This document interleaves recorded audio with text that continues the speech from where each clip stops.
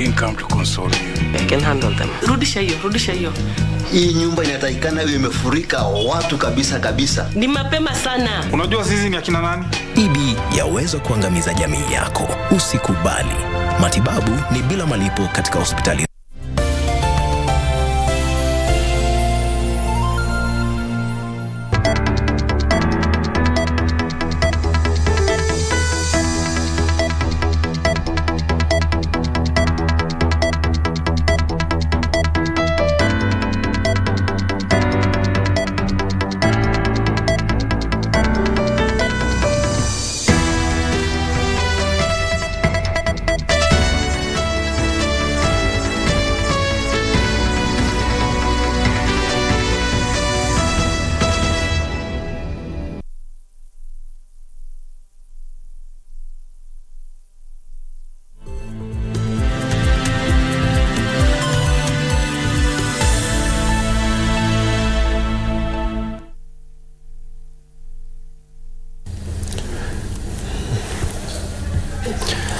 Live from the broadcasting house in the county of Nairobi, this is the great KBC. Thank you indeed so much for making time. And this is KBC Lunchtime News. My name is Njue.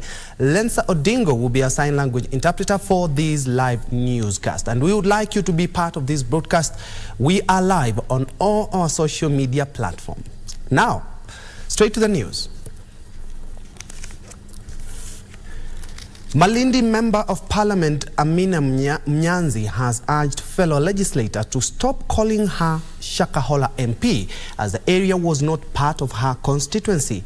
Amina Mnyanzi says that many colleagues in Parliament think that Shakahola is in Malindi constituency.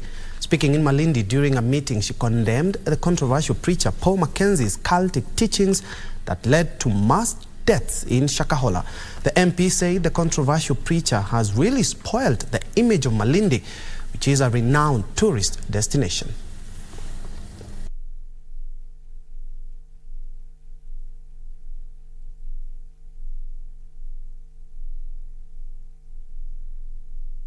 Kama kuna any incident yenye ambao wanaona inaweza kuleta hatari kwa watu wa Malindi, watu kufa ama kuharibia jina la watu wa Malindi, tulizungumze sahihi. Hata kama ni dogo vipi, afadhali tukalizungumza sahihi, afadhali tuzibe ufa kuliko kujenga ukuta. Kwa sababu yale ambayo ametokezea Shakahola ni mambo ya kishetani.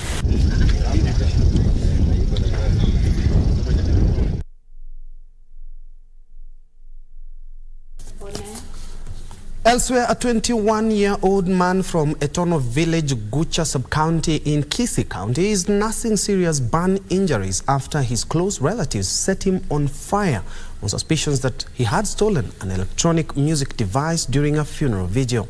Eyewitnesses say 3 suspects, including the victim, were rounded up in a house, tied with ropes by the owner of the machine and assaulted.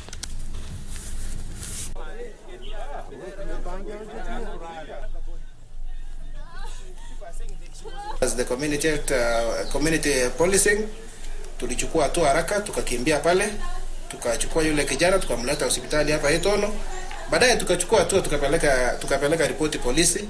OCS Kenyenya na askari wake walikuja, wakakumbana na scene. Walipoangalia, walisema huyo kijana atafutwe, lakini uchunguzi bado unaendelea na anaendelea kutafutwa na serikali.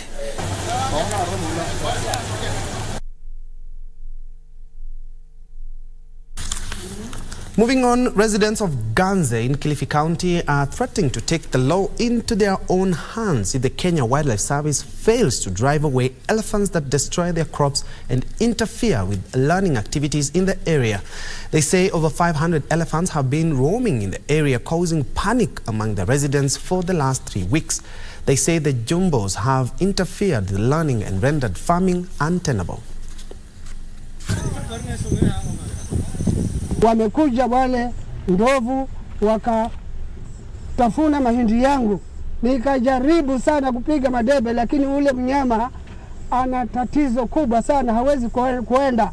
Ikiwa mimi nimelima, mimi niko na matarajio kabisa, kwa sababu mvua inaendelea kunyesha vizuri. Niko na matarajio ya kwamba ikiendelea huenda tukapata mahindi ama tukavuna mahindi. Sasa ikiwa ndovu kila siku wako kwa shamba, hatupati chochote. Wakazi wa hii sehemu wamekuwa watiifu na kupenda kutii sheria, lakini wakisukuma kwa ukuta, hao pia wana vile wanaweza wakajitetea.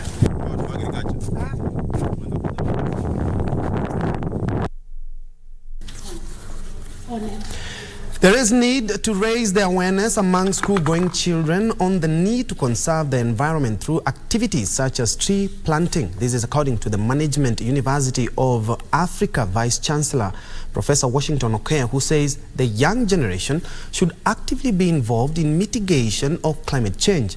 Professor Okea made the remarks during a tree planting exercise in partnership with the National Environment Management Authority, NEMA, at Kipiro Primary School in Kisaju, Kajiado County.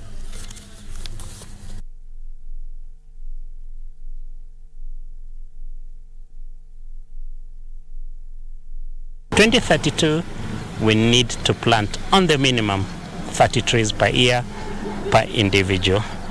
So we are encouraging and we are showcasing this to all our students and learners and the public in general, that it is important that we partner in this exercise. Through our partnership and collaboration with NEMA, it's likely to create an environment where students are aware, and then students also create awareness amongst the other students who are not necessarily members of the Environment Club on ways on how to conserve the environment.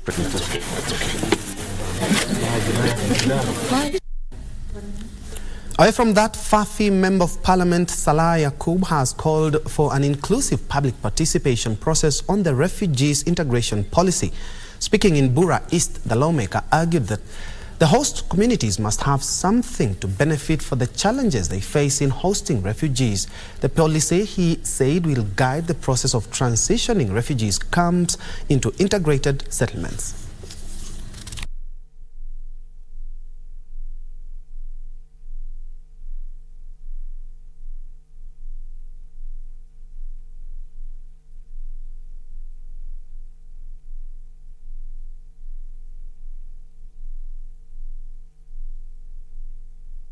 Integration of refugees, which is going on. Enormous talks have been ongoing. We know there's talk between the county government led by Governor Nadif and the UNHCR entity. There have been a talk I've seen the last time, the county government and the governor and the UNHCR officers and then DRA team, plus the PS sitting and talking about the integration. We are telling them the people of Afi constituency have not been engaged, have not participated in any sort of integration policy, the Kenyan government. We are asking those people to come to the ground, take our views and hear what we have to say about this. If at all there will be any kind of municipality that's going to be formed, it has to be the DAB Refugee Complex Management Board, which is going to include Hagardere, which is going to include IFO.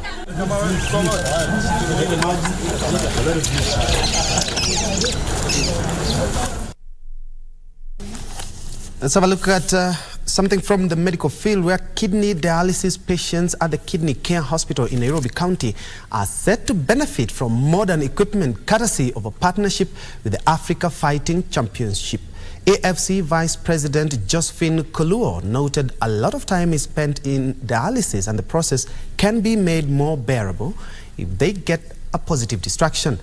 The Kidney Care Hospital mostly handles patients with National Hospital Insurance Fund cover, where NHIF pays 9,500 shillings out of the 10,000 shillings required.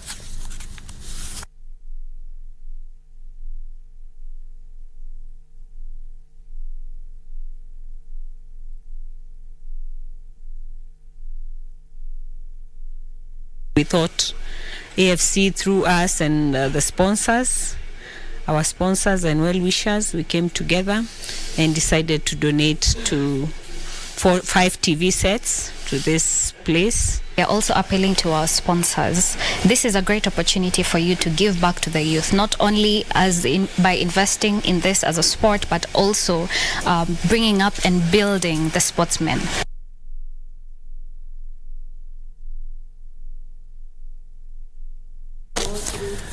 The government is on a move to create a carbon credit registry to facilitate tracking of carbon credit inventory and sell the carbon credits. To this end, relevant section of the Environment Act of 2016 will be amended. This comes amid heightened calls from organizations for the government to incentivize communities to participate in carbon sequestration through regenerative practices.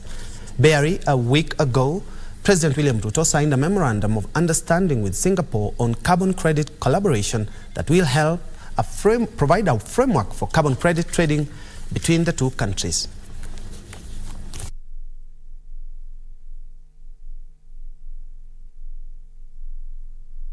One of the things that the Kenya government is trying to do is get together a regulatory framework for the carbon markets in the country.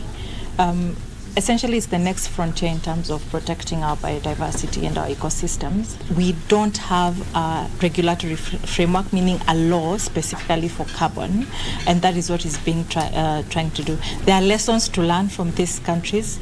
There's some things that they got wrong, which is where we're trying to streamline and make sure that that happens here.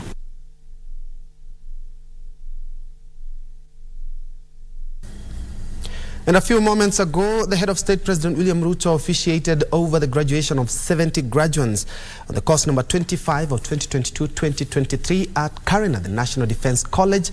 And Zainab Said was on point and was keeping her eyes peeled for that event, and now brings us this report. Over to you, Zainab.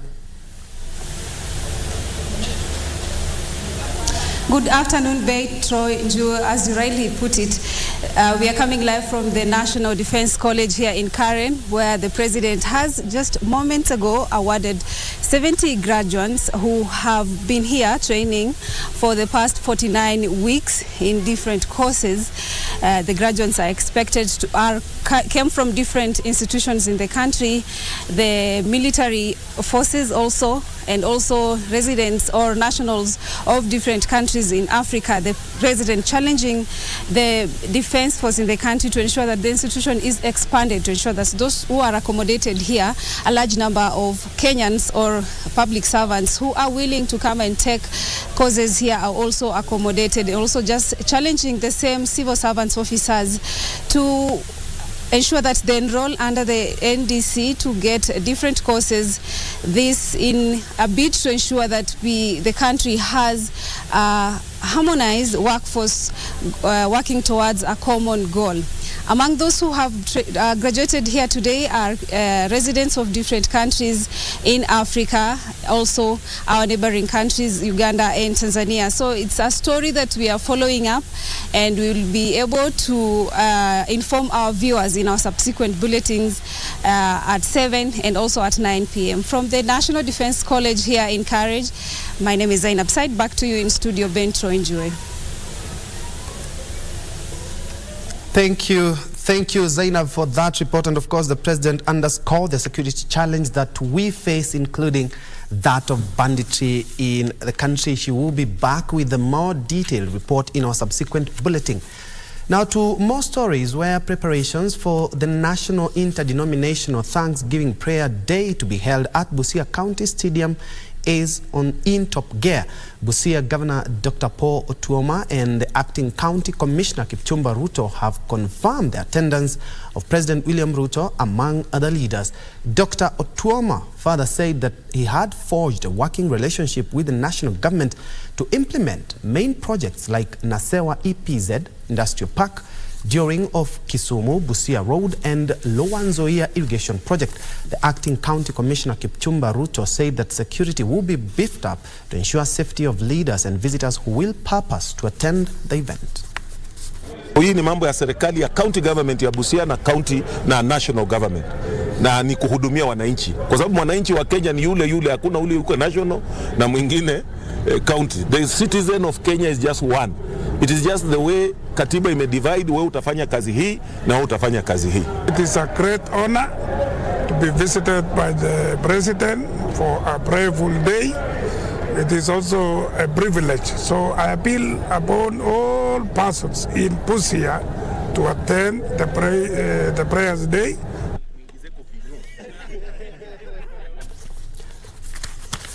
A 50-year-old woman has been reunited with her family 20 years after her disappearance. The journey of tracing her family and home began 3 years ago when she was found badly beaten up in rural Kiambu County by Good Samaritans who took her to the Kenyatta National Hospital.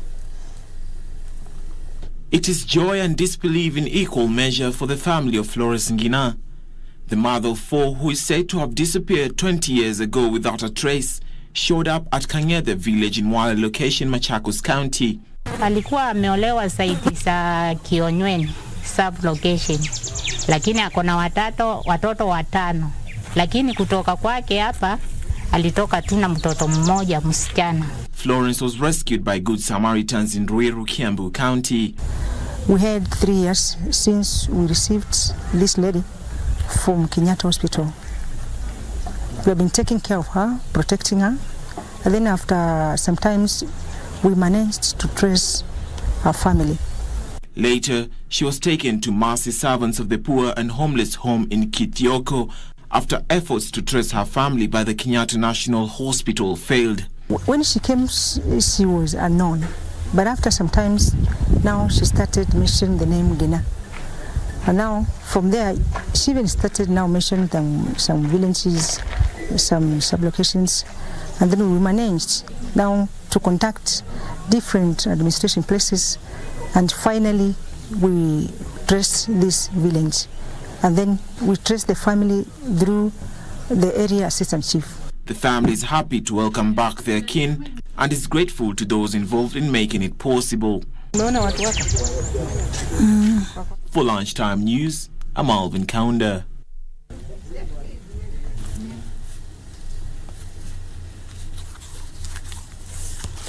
Now, celebrities and music fans worldwide have paid tribute to the late rock and roll Tina Turner following her demise, aged 83. The What's Love Got to Do with It star died Wednesday at her home in Kusnach near Zurich, Switzerland. You must understand the touch of your hand makes my pulse. Tina Turner had suffered a number of health issues in recent years, including cancer, a stroke and kidney failure.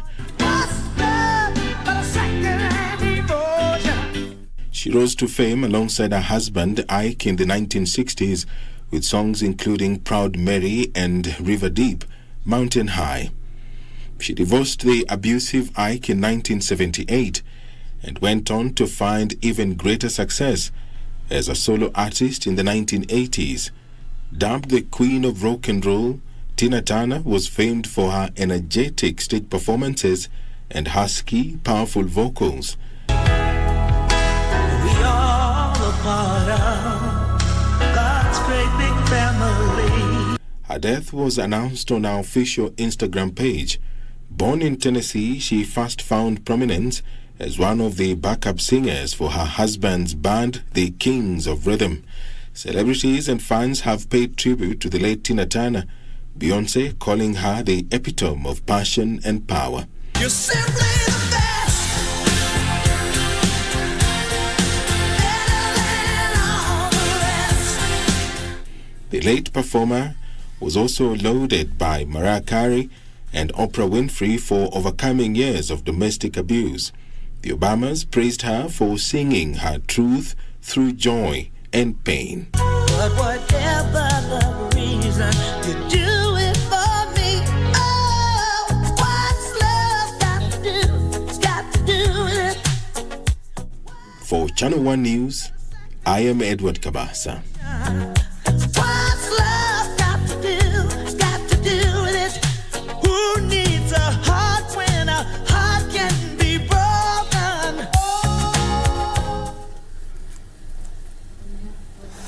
A true legend. My favorite, simply the best. And definitely she was simply the best. May she rest in peace.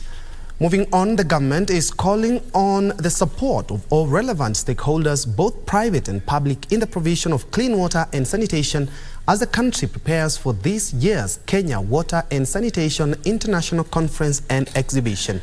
The conference, which will take place in the county of Mombasa under the theme Harnessing Technology and Innovation to Accelerate Access to Safely Managed Water and Sanitation, will bring together key players in the public and private sector. We'll be bringing you that report a little bit later on.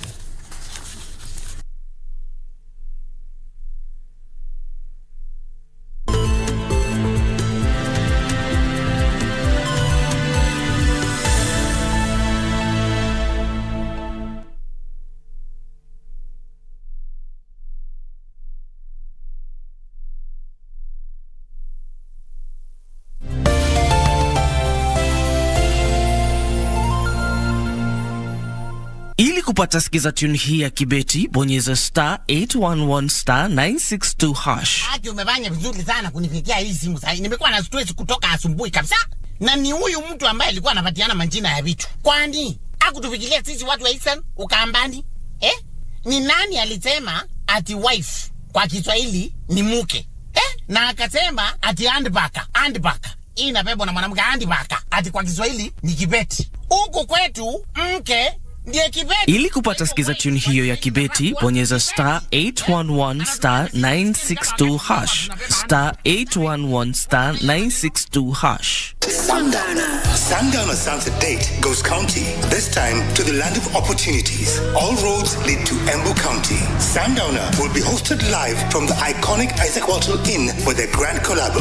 Catherine Donye and John Obongo Jr., the Wicked Weekend Man, and thereafter John Karwani JK will keep you on your feet with hits from the 80s and 90s till late. Good morning, Mr. Walker. There will be country music performances by Carrie B, karaoke sessions with Kid Karaoke, and much more fun. No dull moment when Sundowner fans get together. Sundowner Sunset Date Embu County Edition, proudly brought to you by KBC English Service and the Kenya Tourism Board on 3rd June 2023 at the Isaac Walton Inn, starting at 2 p.m. Entry 500 shillings at the gate. Tembea Kenya, Tembea Embu.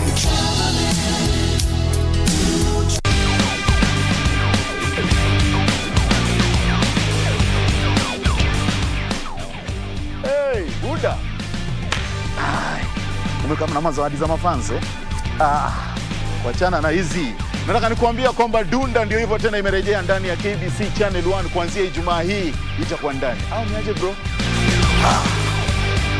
Nakwambia maswala, michakato, habari, mitazamo, mahojiano na masuala yote ya sport unayopokea moja kwa moja kutoka Dunda ndani ya KBC Channel 1 kila siku ya Ijumaa. Viwanjani. Na ndio sababu nakufahamisha kwamba mtu wangu bwana, kuanzia Ijumaa hii, yani tunakuletea soka ya humu nchini, barani Afrika na zaidi ya yote kutoka kule ughaibuni. Sawa. Lakini yote tisa bwana, usisahau ya kwamba mashabiki pia huku nako hatujawaacha nyuma. Au sio? Zawadi hapa ni bila free of charge. Yani bila malipo. Kila shabiki atakuwa anapata zawadi. Ndio sababu nakuambia kwamba kuanzia Ijumaa hii Dunda viwanjani ndani ya KBC Channel 1. Mambo moto, au sio?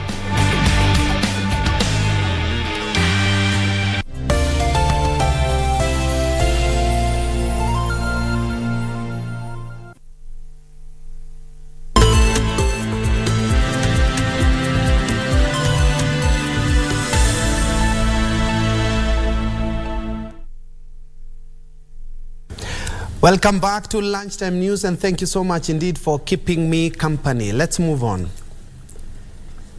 The government is calling on the support of all relevant stakeholders, both private and public, in the provision of clean water and sanitation as the country prepares for this year's Kenya Water and Sanitation International Conference and Exhibition.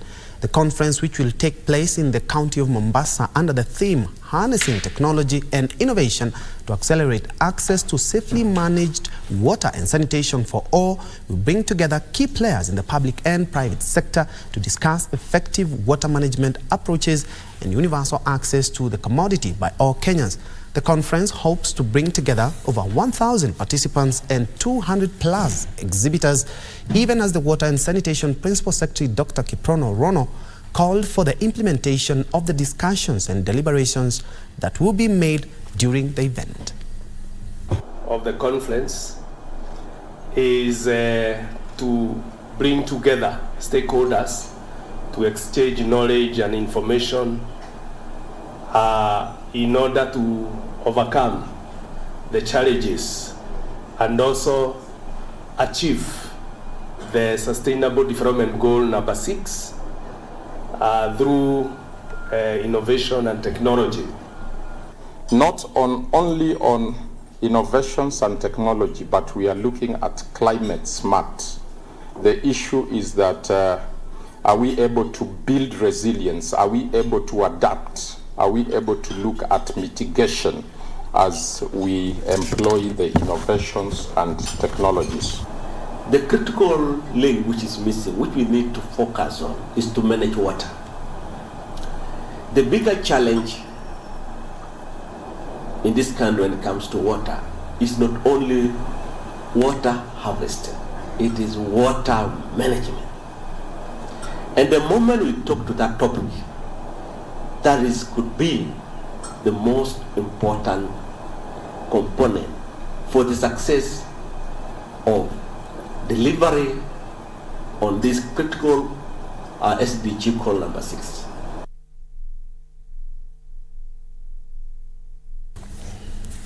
And on conservation, communities in the tea growing areas have been urged to ensure that they conserve forests to mitigate the effects of climate change. Michael Orandi, the country director, Rainforest Alliance Kenya and Tanzania, said the alliance is collaborating with all stakeholders to ensure nature and people thrive. Rainforest Alliance is keen to ensure tea is produced sustainably, following ethical standards for posterity of the cash crop. Speaking in Embu County, Michael Orandi, the country director, Rainforest Alliance Kenya and Tanzania, said they will continue supporting farmers through capacity building on sustainable products to increase the yields. We desire a world where nature and people thrive in harmony. So as we produce our tea, we also want to ensure that we continue producing the tea sustainably, even for future generations. Kenya Tea Development Authority Chair David Ichoho noted climate change has caused a 60% decline in tea production and will erode the gains made in the tea sector if not addressed on time. The challenge of climate change will undoubtedly affect our ability to produce tea into the future. Changing the rainfall pattern poses a big threat to the livelihood of thousands of farmers in Kenya. To mitigate the risk, the factories are ready to work with the county government and other partners in the environment space to plant trees, allow the tea growing areas to conserve the ecosystem which support tea growing. Without this urgent activity, the economy of the country, which is anchored on agriculture, will suffer. Dr. Samson Kamunya from the Tea Research Institute noted that they are working on coming up with varieties of tea that can grow well along with tree cover. We are working with the farmers.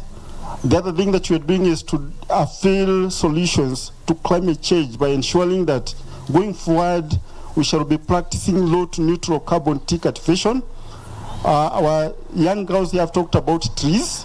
We're also looking at how tea will grow with trees and give us better environment for tea cultivation and as well as maintenance of our environment. Meanwhile, more than 300 administration police officers in Embu County have planted over 1,000 seedlings as their contribution to the campaign to the National Tree Planting Initiative. Assistant Inspector General of Police Gitiba Mwita, who is the commandant of the VIP Protection Unit of the Kenya Police Service, led the officer during the exercise at the Kenya Agricultural and Livestock Research Embu Center. We work closer to societies and we always team up with the members of public for this important cause.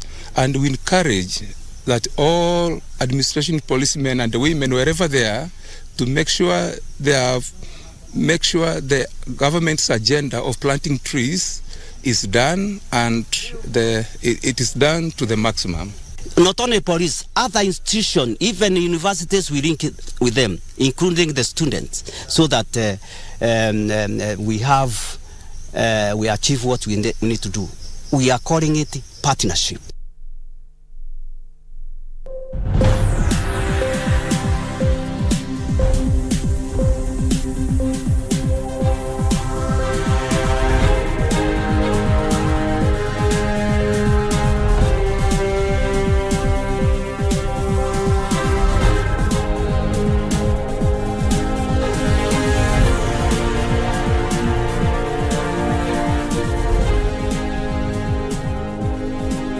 Let's now make sense of business. We begin with NCBA Group, a public listed company that made 5.1 billion shillings in net profit during the first 3 months of this year. The profit, which represents a 49% growth, was driven by an increase in operating income and a decline in loan impairment charges by 23%. During the first 3 months of this year, NCBA Group disbursed loans worth 223 billion shillings, which was a 37% increase. This powered the lender's operating income to increase 18% to 15.5 billion shillings. NCBA Group Managing Director John Gashora says, despite the tough macroeconomic conditions, the group's prudent management of credit risk has resulted in an improved non-performance loans ratio and a reduced cost of risk. The lender's provision for credit losses reduced 23% to 2 billion shillings. This helped NCBA Group to post 5.1 billion shillings in net profit, which represents 49% increase on what the lender made during a similar period last year. Gashora says the results are attributable to continued focus on strategic priorities, growth in customer numbers, and improvement in regional entities' profitability. Meanwhile, National Bank of Kenya has posted 117 million shillings in net profit for the first quarter of 2023. Overall revenue increased by 1% for the quarter as the growth in non-funded income was offset by a 14% reduction in net interest income. Customer deposits rose 1.2% to 100 billion shillings, while loans and advances grew 11% to 75 billion shillings. Total operating expenses increased to 2.2 billion shillings, an 11% jump largely driven by increased investments in strategic bank projects to enhance operational excellence and customer experience. During the period, National Bank of Kenya received an injection of additional tire capital from the parent KCB Group that helped it meet the minimum regulatory requirements. Pauline Kihali for Lunchtime News. Now, consumers of cosmetic products are becoming more conscious of the sustainability of the products they purchase. Brands are now focusing on organic and natural alternatives to traditional cosmetics and skincare products. Garnier has joined the trend by rolling out its green beauty proposition in the Kenyan market, tapping a growing demand for naturally sourced products. Global Technology Research and Advisory firm Technavio projects a 2% compounded annual growth rate for Africa's beauty and personal care market over the next 2 years. The Kenyan market for beauty products and services is valued at over 20 billion shillings, making it attractive to investors eyeing the African market. Sustainable beauty products that use natural components are becoming more popular as consumers become environmentally conscious. Global brand Garnier says its research and development is informing the use of the most effective natural ingredients in the product offering. It is really delivering a natural, sustainable product that deliver high efficacy thanks to the power of green sciences. So it's really reconciling nature and science for a really strong efficacy. Garnier says education on sustainable consumption is key in empowering consumers to do their part in ensuring beauty does not exacerbate climate change impacts. Bete Kiptum, Lunchtime News. Elsewhere, Kenya Power plans to spend 10 billion shillings in the next financial year to strengthen and expand the electricity distribution network. Kenya Power Managing Director Dr. Joseph Sirol says the investment will align its goal of diversifying its offering to customers, including the e-mobility in efforts to improve quality and reliability of electricity supply.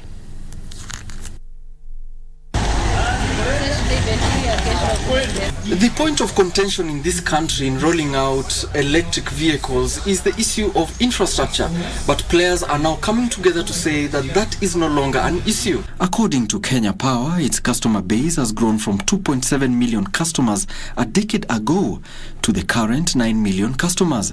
Kenya Power is positioning itself to tap customers in new areas such as e-mobility. We are definitely going to have a conversation in this space because that is a space that we may really want to to know the dynamics. So we have a team that is going to engage with the public to get to know where their pain areas are and where possibly they may want to have that particular support. 1-0. Speaking during the launch of Basigo's third public electric bus charging station, Dr. Siror said the power utility firm's strategic grid investments will provide sufficient capacity for the anticipated increase in electricity demand from areas such as e-mobility and clean cooking. In support of what Basigo is doing, we are keen and we are really investing a lot of resources to revamp our network and to work closely with them, so that in whichever points they require charging stations, we actually provide that. Electricity that we are generating right here in the country, which we can ultimately purchase in shillings, I think that's critically important. And what we've proven here today is that we are fully capable of developing the infrastructure between Kenya Power, companies like Basigo. We're fully capable of developing the infrastructure to support an all-electric BRT, and I hope that's the direction the country ultimately takes. Basigo, which currently has charging stations in Buruburu, Embakasi and Kikuyu in the Nairobi metropolitan area, plans to open up its charging stations to the public later this year. Kenya Power will assure us having power throughout, meaning we shall not go 20 kilometers to go and charge. In the next 1 year, we are hoping to have 16 stations like this spread across Nairobi. The most important thing is these stations must be located along the matatu operating routes. If we realize that the capacity in any of the places where this infrastructure is required is inadequate, that definitely takes precedence, and we are going to provide whatever is necessary. Alan Auko, Lunchtime News.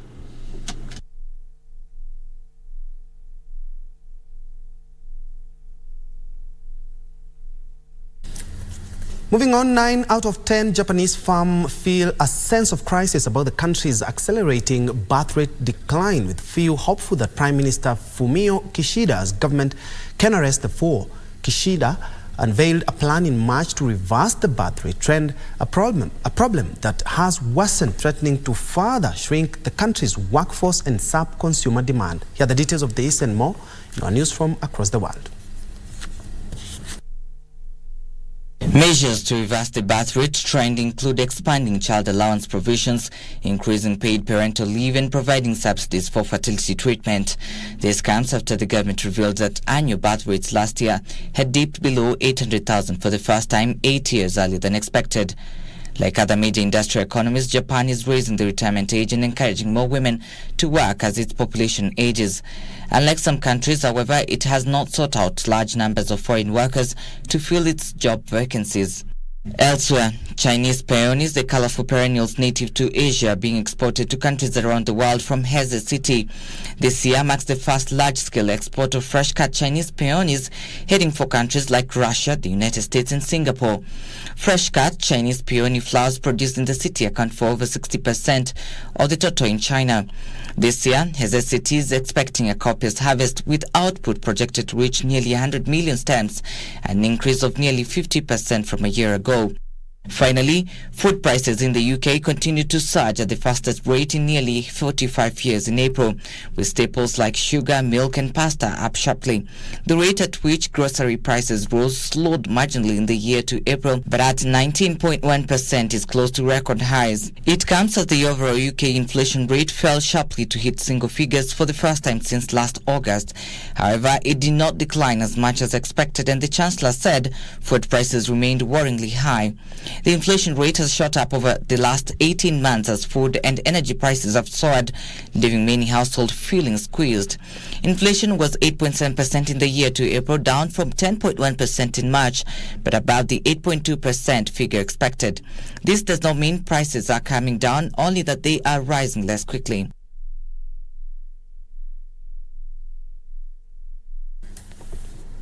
Small farms prefer taking goods on credit from suppliers than borrowing commercial loans. According to a financial sector deepening Kenya report on small farm finance, inadequate tailor-made credit facilities has seen small farms explore alternative funding, including informal credit arrangements with suppliers. Pending bills in Kenya are estimated at 638 billion shillings, with suppliers grappling with liquidity crunch due to delayed payments. financial sector deepening in Kenya now says small and mid-sized companies are key contributors to the country's pending bills due to limited credit access.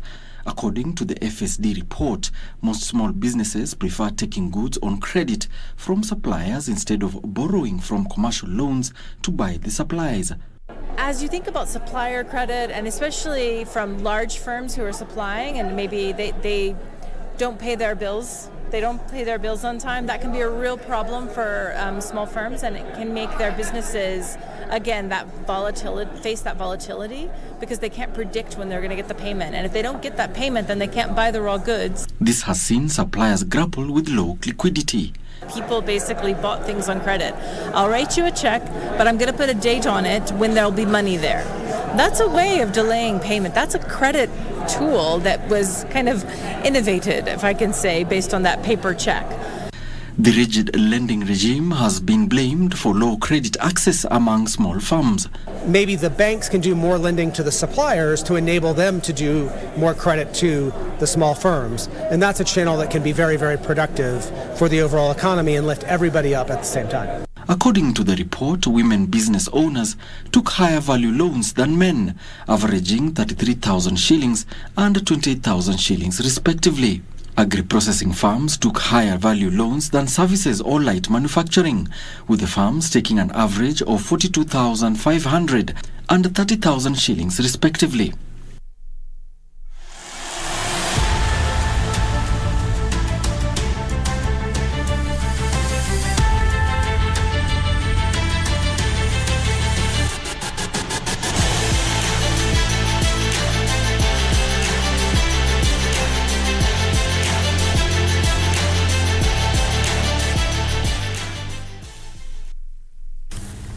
Esports, Brighton's Uriel Enciso scored a fantastic equalizer as the Seagulls confirmed Europa League qualification with a thrilling 1-0 draw against champions Manchester City. Meanwhile, Manchester United will host Chelsea at Old Trafford tonight. Phil Foden opened the scoring for Trample Chasing City, squeezing the ball beyond Brighton's defender Jan-Paul Van Hake on the goal line. Mahrez